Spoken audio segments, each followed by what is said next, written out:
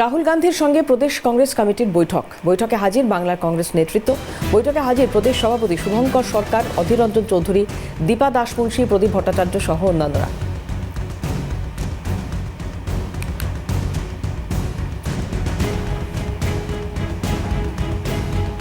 বিধানসভা নির্বাচনের 1 বছর বাকি রয়েছে, তার আগে এই বৈঠক যথেষ্ট তাৎপর্যপূর্ণ বলে মনে করা হচ্ছে। আর মনে করা হচ্ছে যে একলা চলো নীতিতেই কংগ্রেস বিশ্বাসী এবং আপাতত সেই লক্ষ্যেই এগোচ্ছে তারা।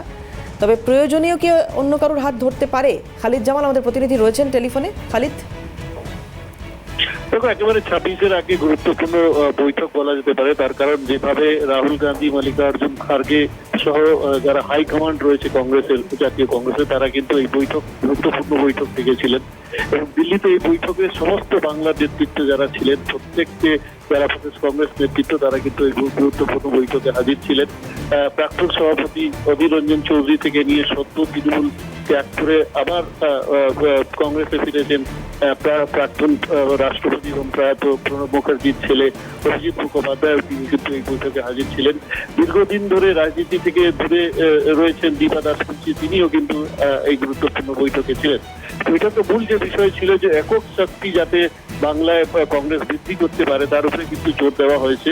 রাহুল গান্ধী কিন্তু প্রত্যেক নেতৃত্বকে যেটা পরিষ্কার ভাষায় জানিয়েছেন যে মানুষের সঙ্গে যোগাযোগ বৃদ্ধি করতে হবে এবং কংগ্রেসকে বাড়ি বাড়ি গিয়ে জনসংযোগ তৈরি করতে হবে। তার কারণ হচ্ছে যে কংগ্রেস যদি মজবুত করতে হয় কংগ্রেসকে, তাহলে মানুষের সঙ্গে যে যোগাযোগ বিচ্ছিন্ন হয়ে গেছে সেই যোগাযোগকে আবার যাতে সংযোগ করা যায়, সেই জন্য কিন্তু তার উপরে জোর দেওয়া হয়েছে।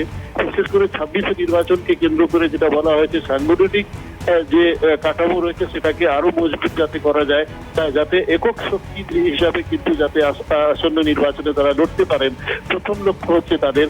কিন্তু পরে যদি পরিস্থিতি সেই রকম হয় তাহলে তারা কিন্তু সেই জোটের বা সমঝোতার দরজাও খোলা রাখছেন বলে কিন্তু পরিষ্কার ভাবে যারা জাতীয় কংগ্রেস নেতৃত্বে রয়েছে তারা কিন্তু জানিয়ে দিচ্ছেন প্রদেশ কংগ্রেসকে।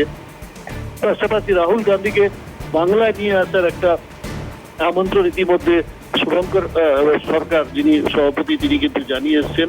অথচ নির্বাচনের আগে রাহুল গান্ধী বাংলায় আসতে পারেন, প্রিয়াঙ্কা গান্ধী আসতে পারেন, মল্লিকার্জুন খার্গে আসতে পারেন, এরকম একটা সম্ভাবনা কিন্তু তৈরি হয়েছে। বেশ, আপাতত ধন্যবাদ খালিদ। কথা বলছিলাম, খালিদ জামাল আমাদের সঙ্গে ছিলেন টেলিফোনে। কংগ্রেসের এই মিটিং যথেষ্ট তাৎপর্যপূর্ণ। রাহুল গান্ধীকে বাংলায় আসতে তৎপরতা কংগ্রেসের তরফ থেকে দেখানো হতে পারে। আগামী সময়ে আরও বেশি বাড়বে এই তৎপরতা, এমনটাই মনে করা হচ্ছে।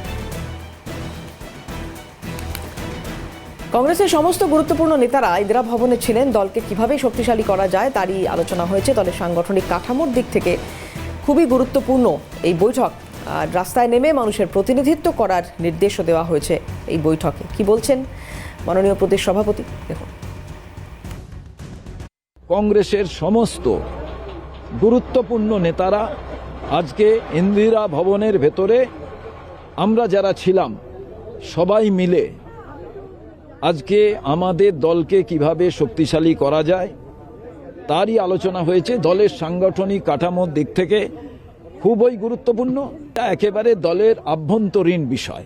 দলকে রাস্তায় নেমে মানুষের স্বার্থে, যারা অবহেলিত, যারা নিপীড়িত, যাদের ওপরে অত্যাচার হচ্ছে, সেই সমস্ত মানুষের প্রতিনিধিত্ব করবে কংগ্রেস।